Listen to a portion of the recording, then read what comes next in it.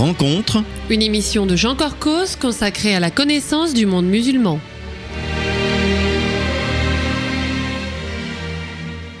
Bonjour chers auditeurs, Jean Corcos au micro pour ce pré-enregistré réalisé le 4 février 2015. Alors tout d'abord quelques mots pour celles et ceux qui auraient été surpris de ne pas m'entendre évoquer l'horrible actualité des attentats de Paris dans mes deux émissions précédentes. Comme c'est généralement le cas, elles avaient été enregistrées à l'avance, à un moment donc où on n'était pas encore informé de ce qui s'est produit.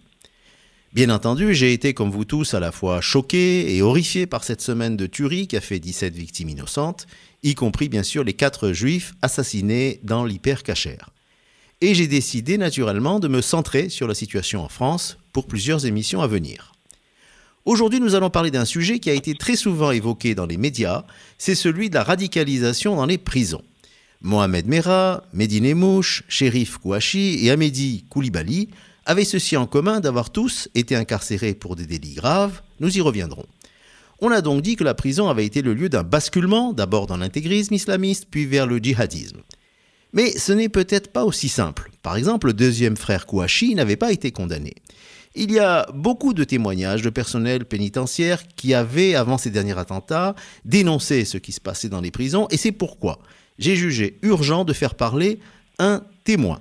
Alors, nous avons notre invité au téléphone. Bonjour, Foudil Benabadji.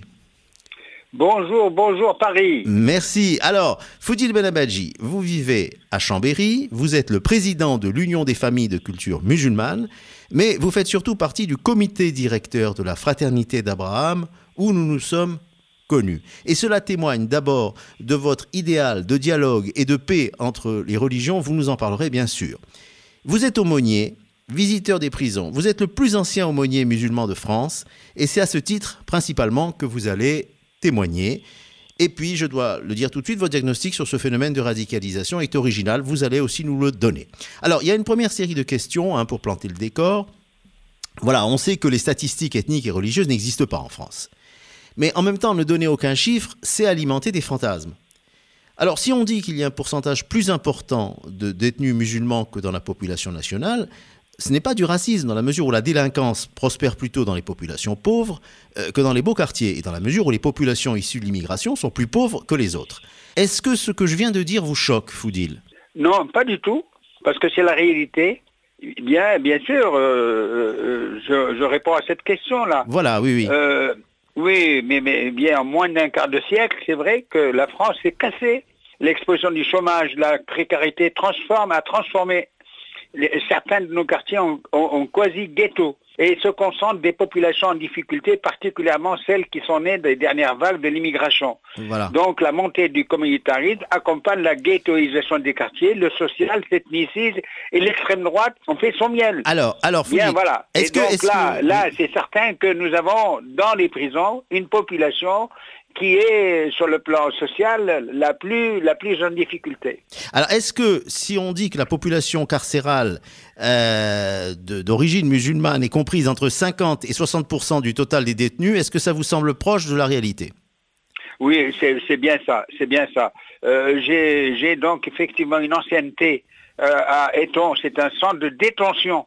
Il faut faire la différence avec les maisons d'arrêt. Oui. Et je travaille également à la maison d'arrêt de Chambéry en Savoie, oui. Et c'est pratiquement ça, c'est 60% de 55 à 60% de population musulmane dans les prisons. D'accord. Et est-ce qu'on a aussi un courant de conversion à l'islam dans les prisons ? Alors là, c'est des choses qui m'étonnent, c'est pour ça que nous avons besoin de communiquer. Je peux citer dans ma carrière, une trentaine d'années, de 2 ou 3 cas. Et puis imaginez que dans ces situations-là, je suis moi-même aussi un petit peu, j'allais dire, très au parfum. À savoir que les gens, s'ils veulent se radicaliser, ça ne sera pas en prison. D'accord. Les gens qui veulent se marier, ça ne sera pas en prison. Bien, c'est des choses qu'on fait en dehors de la prison. Alors, personnellement, je ne facilite pas ça. Alors, Foudil Mais Benabadji, c'est très rare. Lorsqu'on a lu récemment des interviews d'aumôniers de prison, on est choqué par le caractère précaire et non reconnu de leurs fonctions. Je vais faire quelques rappels. Contrairement aux aumôniers des armées, ils ne sont pas payés par l'État. Ils ne touchent que des indemnités. ils ne cotisent pas pour leur retraite. Alors c'est un vrai sacrifice de s'engager là-dedans. Pourquoi l'avez-vous fait finalement? Alors attendez, là il faut rectifier. Je pense que là il faut rectifier parce que personnellement j'ai toujours touché une fiche de salaire. D'accord. C'est vrai que c'est modique. C'est modique. Par exemple, moi, mon cas, d'une manière très précise, c'est pas un secret, je touche 240 € par mois. C'est pas beaucoup, mais c'est une fiche de paye. C'est une fiche de paye. Je suis un retraité depuis longtemps, depuis une trentaine d'années, puisque je fais du bénévolat. Et donc, ça va remplir les caisses, ça va pas du tout dans ma retraite. Mais je cotise. D'accord, voilà. D'accord. Alors, Voilà. est-ce que... Mais c'est minime et ça ne correspond absolument pas à mes frais. Voilà. D'accord. Sur quels critères sont recrutés les aumôniers? Alors là, c'est un démarrage. C'est-à-dire, nous sommes en train de naître, si je prends le cas, effectivement, des 30 années qui viennent de passer, si on essaie de voir un petit peu par la lorgnette, on démarre. Donc, je peux dire que on s'est un peu autoproclamé. On a fait des demandes. J'étais en très bonne position personnellement. J'étais éducateur et j'ai dirigé des institutions à la PJJ et à la sauvegarde, et j'ai même été formateur dans une école d'éducateurs. Donc, et j'ai fait ma demande tout simplement dans une prison et ça a été accepté. D'accord. Le FCM n'existait pas. Absolument. Vous voyez. Alors, il nous reste... Voilà. Excusez-moi, donc le temps file, il nous reste à peu près 4-5 minutes avant la pause. Je voudrais vraiment donner des chiffres sur la situation dans les prisons. Il y a actuellement 67 000 détenus. Le budget de la justice est ridicule. C'est un des plus faibles du monde développé. Il représente 0,2% des dépenses publiques. Et il y a une surpopulation carcérale, des conditions de détention souvent lamentables. Et de cette promiscuité résultent des fortes pressions par des groupes dominants. Là, je me réfère à des témoignages qui ont été publiés dans le journal Le Monde le 23 janvier. Témoignages qui font état de brimades infligées à ceux qui fument ou écoutent de la musique, des incitations pressantes pour que tout le monde lise le Coran, des prières qui ont été dirigées par des imams autoproclamés, un prosélytisme auprès des détenus les plus isolés. Est-ce que vous confirmez ces constats? Oui, mais je confirme, bien sûr. Mais bien sûr, je peux vous donner des chiffres. Nous sommes 182 aumôniers pour presque, disons, autour de 600 chrétiens qui sont aumôniers. Oui. Et donc, il y a plus de prisons sur le territoire français que d'aumôniers musulmans. Ça veut dire qu'il y a des prisons qui ne sont pas visitées du tout. Oui. Voilà, qui ne connaissent pas des aumôniers. Donc, il y a un problème à ce niveau qui est très grave. Quand on pense maintenant au programme de l'aumônier, il vient, lorsqu'il est généreux, il vient 2 fois par semaine. Le mercredi, c'est mon cas, je viens 2 heures, 2h30, 3 heures, et le vendredi. Comment voulez-vous que mes congés, mes absences, mes maladies, mes défis, voilà. Vous n'arrivez pas à faire face. Voilà, c'est-à-dire que s'il y a quelque chose qui se passe là au niveau de la prison, s'il y a une forte personnalité, s'il y a un radical, s'il y a un frère musulman, un tablier qui est dans l'institution, il va faire ce qu'il veut. Il a toute la journée pour lui, vous voyez. Alors, je crois qu'on va créer quand même 60 nouveaux postes d'aumôniers. Est-ce que c'est suffisant pour vous? C'est encore ridicule. C'est ridicule, c'est pas possible. Il faut absolument, parce que c'est 60 postes, mais c'est en 3 ans. Ça n'est pas 60 postes en 2015, ça aurait été déjà, mais c'est ridicule. Il faudrait l'équivalent de 450 postes, c'est ce qu'on a demandé. Alors, c'est très important ce que vous... Le plus tôt possible. Voilà, ce que vous venez de nous dire, Foudil Benabadji, c'est très très important d'avoir ces chiffres en tête, de dire qu'il y a effectivement des prisons qui ne sont jamais visitées par des aumôniers musulmans et que donc des groupes radicaux peuvent exercer des pressions en leur absence. Mais bien sûr. Alors, nous avons évoqué avec des chiffres un petit peu la situation dans les prisons. Maintenant, je voudrais qu'on revienne, s'il vous plaît, sur le parcours de plusieurs terroristes responsables des derniers attentats. Mehdi Nemmouche avait été incarcéré à 5 reprises. Il avait même agressé une enseignante à coups de couteau. Amédi Koulibaly avait été condamné 6 fois à des peines de prison pour vol à main armée, recel, trafic de stupéfiants. Mohamed Merah avait été condamné à plusieurs reprises à de la prison pour vol avec violence. Autrement dit, ils avaient tous d'abord basculé dans le grand banditisme et puis ensuite, ils sont tombés dans l'islamisme radical. Je ne parle pas des frères Kouachi, qui étaient directement impliqués dans la filière djihadiste. Ma question est la suivante. Est-ce que ce n'était pas d'abord des assassins en puissance, donc des êtres dénués de tout scrupule, et qui ont trouvé le prétexte bien commode du djihad pour assumer un fantasme de toute puissance ? Non, je pense que là, vous êtes dans le vrai. Je pense que là, il n'y a pas du tout de... Je pense que bien, c'est souvent qu'on met sur le dos des prisons beaucoup de choses, ce qui fait que c'est ensuite lorsqu'on veut trouver des remèdes à la prison, parce qu'il faut trouver, parce qu'il y a des problèmes dans les prisons. Bien, souvent je reçois des coups de téléphone de beaucoup de médias qui me disent c'est dans les prisons que ça se radicalise. Vous êtes une machine, vous êtes une structure à radicaliser, ce qui est une erreur grave. Nous héritons dans les prisons des personnes qui sont radicalisées. Il y a un travail de sape qui se fait dans la société. C'est dans la société que beaucoup de choses se passent et ensuite qui pourraient s'aggraver dans les prisons. Dans les prisons, nous héritons aussi pas simplement des djihadistes, mais aussi des problèmes au niveau de la drogue, de la prostitution et tout ce qui peut effectivement être un problème pour notre société actuellement. Voilà. Alors, Foudil, je reviens quand même à ces cas de terroristes identifiés. Oui. Si vous voulez... c'est pas pour aller à contre-courant de ce qu'on avait dit en première moitié d'émission, c'est-à-dire qu'effectivement, pour éviter que des esprits faibles basculent dans le radicalisme, oui. la présence d'imams et d'aumôniers plutôt comme vous est très importante. Mais par rapport à ces types-là, est-ce que on peut pas dire que finalement un contre-discours en parlant que de la foi musulmane est totalement inefficace, et est-ce qu'on n'a pas besoin plutôt de psychologues pour détecter ces profils, parce que c'est des cas pathologiques? Oui, mais bien sûr, encore une fois, bien c'est vrai, mais je pense que il faut absolument non seulement des psychologues, mais des spécialistes qui sont capables de décoder ce qui se passe. Parce que encore c'est beaucoup plus compliqué qu'on ne pense, parce qu'il faut distinguer les radicalisateurs des radicalisés en prison. Tout à fait. Et des radicalisables potentiels. Tout à fait. Oui, et donc nous sommes en perpétuel effectivement sur le qui-vive. C'est sur ces derniers qu'il faut travailler en priorité.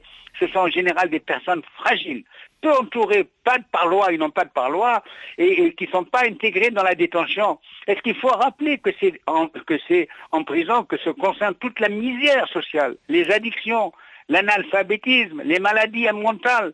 Dans certains établissements, les malades mentaux représentent jusqu'à un tiers d'effectifs. Alors ça, c'est très important. Foudil Benhabadji, donc comme vous venez de nous dire, et je le disais aussi en introduction, donc votre analyse personnelle, c'est que il peut y avoir basculement dans l'islam radical en prison, mais souvent, oui. Ceux qui ont basculé, c'était avant d'aller en prison. Alors oui. Vous observez depuis des décennies comment ont évolué certains quartiers, oui. Ça vous révolte. Oui. Quelle est l'explication principale que vous donnez? Alors, vous avez d'abord la situation là, actuelle qui a abouti au 7 janvier, bien, pour moi, n'est pas du tout une surprise. Puisqu'encore une fois, Valls a même parlé d'apartheid, mais c'était un mot un peu fort. D'apartheid, mais il a raison. Et donc, on le voit bien, le Français de la France profonde qui est chez lui, peut-il aller dans certains quartiers le soir? Malheureusement, non. Il ne peut pas. Non, absolument pas. Donc, on le voit très bien qu'il y a deux mondes qui se sont installés en France. Et c'est vrai, qu'est-ce qui se passe dans nos quartiers?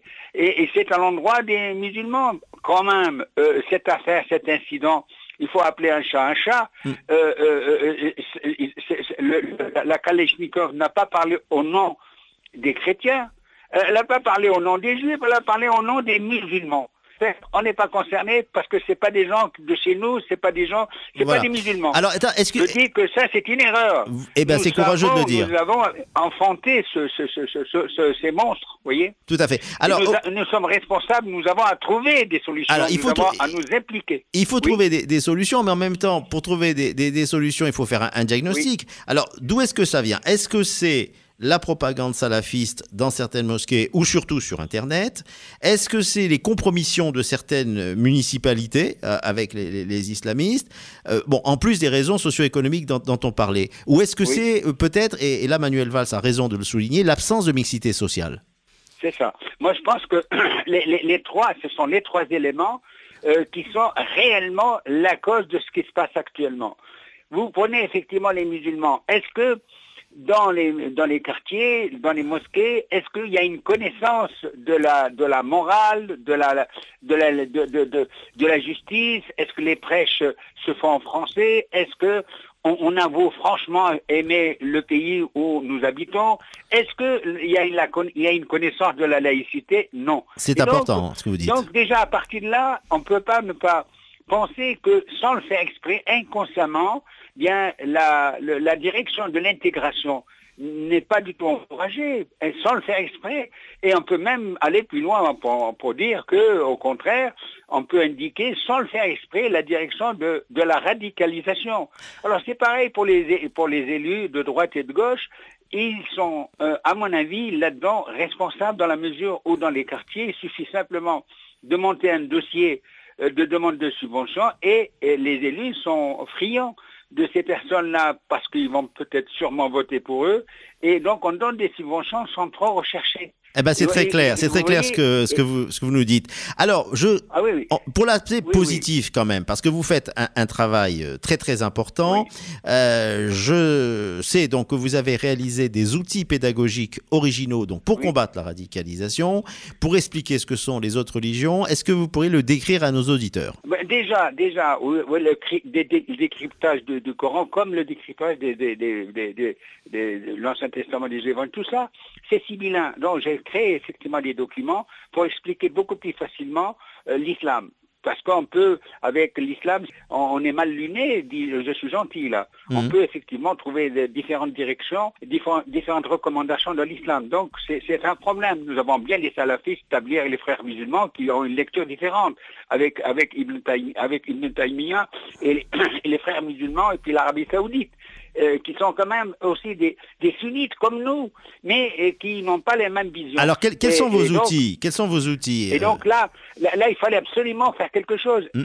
Non seulement j'ai décrypté les Corans pour faire des opuscules que j'ai distribués dans les prisons, mais en plus, j'ai mis en place des panneaux sur le fait religieux avec un PowerPoint pour expliquer. Alors, des panneaux de 60 sur 80, ça c'est une première, pour expliquer. Et là, si vous prenez l'exemple simplement de Abraham, eh bien, on découvre tout simplement qu'Abraham avait deux femmes, Sarah et Agar, et qu'ils ont eu des enfants, Isaac et Ismaël. Et là, nous sommes réellement frères, nous sommes cousins. C'est important de le dire. Liés par le patriarche Abraham. Et donc, le fait de parler du fait religieux, des panneaux, et il y a des panneaux aussi sur la laïcité, on ne peut pas ne pas faire un lien fantastique, très important, et sur l'ensemble des religions monothéistes. Et ces panneaux, vous les amenez avec vous, ou vous ne pouvez pas les amener en prison quand même? Ah mais bien sûr. Si, dans les prisons. Comme ils sont nombreux, eh bien on les présente par 5 ou 6 panneaux à chaque fois dans les couloirs, et c'est déjà mis en place dans les prisons en Savoie. Ah, c'est très très très important le travail que vous faites. On aimerait que vous soyez rejoint, je ne veux pas dire imité, parce que vous avez bien sûr un petit peu un droit d'auteur sur ces panneaux, mais en tout cas qu'on en fasse des copies, que ça soit montré. Donc c'est possible, parce que c'est quand même nouveau, c'est vraiment nouveau, c'est particulier, et donc il est question effectivement de les dupliquer pour les écoles et les universités, voilà. Alors, d'une manière très précise, là, ces panneaux, c'est pour initier le public des écoles avec le soutien des universitaires, et c'est inédit, ils sont en infographie sur le fait religieux, ils sont 36, et il y a ce PowerPoint d'1h30 pour expliquer. Je peux, si j'ai une salle à Paris, je viendrai avec plaisir exposer ces panneaux. Eh bien, ils apportent un excellent éclairage sur la genèse des religions, en reliant d'une façon fabuleuse et incomparable les sensibilités religieuses entre elles. Et c'est très très important. Je dois dire que vous ne faites pas que ça. Vous m'avez dit aussi que vous avez accompagné des jeunes. Je reviens de Birkenau. De Birkenau, et c'est pas la première fois que vous y êtes allé. Et c'est la 4e fois. Le plus grand lycée, semble-t-il, un des plus grands lycées de Paris, Janson de Sailly, m'a mobilisé, et je suis très heureux de faire justement le compte rendu. Et c'est une 20aine de pages que je me ferai un plaisir de vous envoyer. Avec plaisir. Eh bien, d'ici 2-3 jours, et je dois me présenter au Maghreb du Livre avec mon ouvrage « Quel avenir pour les musulmans de France ?» Un programme, un projet.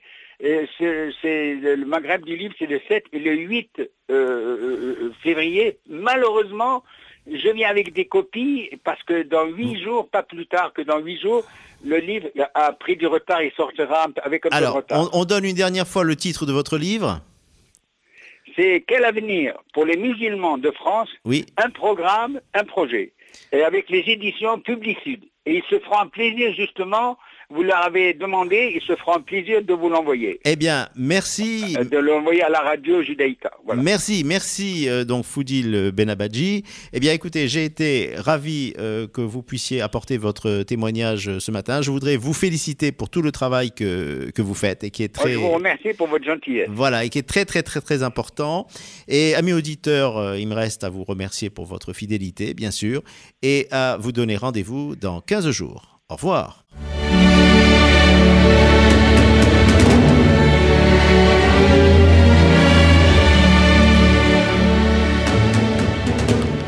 Rencontre. Une émission de Jean Corcos consacrée à la connaissance du monde musulman.